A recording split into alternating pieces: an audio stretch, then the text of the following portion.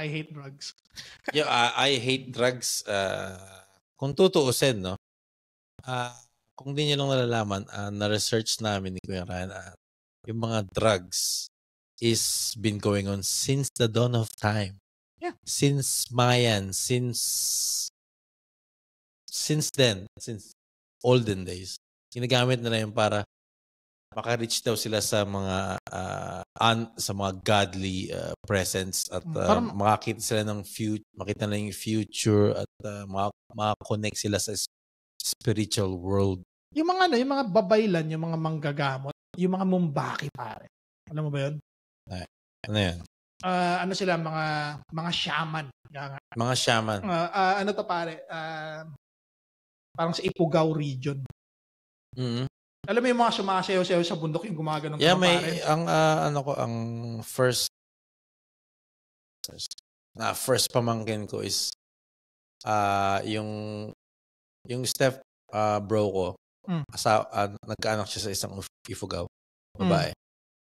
I'm pretty sure, tol, before niyang ma-reach yung sinasabi nilang next dimension of the gods, umiinom siya ng something na parang psychedelic para ma-reach niya yung punto. Kasi it's not gonna be authentic pare na nakikipag-usap ka sa Diyos na sober ka.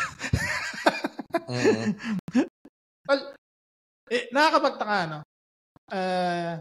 Sa religion natin, lagi natin sinasabi na ang miracle nakagawa ng miracle sa ganito kaya siya naging saved. Yung miracle na ganito kaya siya nag-ascend sa ganitong sitwasyon.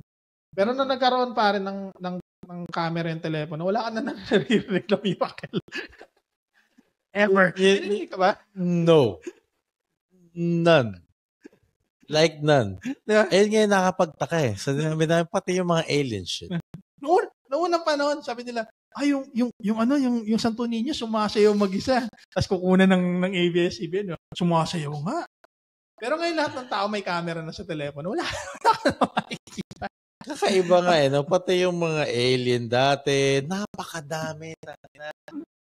Ewan ko ito kung anong bansa ito, Portugal or Argentina. Nakita na may nagland na spaceship, kinausap yung mga bata. Nasaan na yung mga alien niya? Okay. Pero mayroon tayong nakita, di ba? Tol, kailangan natin to pour more happy in our heads. Alam mo ibig sabihin? Ano? Pour more happy in our heads. Pouring more happy. Pero alam mo yung TikTok version, di ba pare?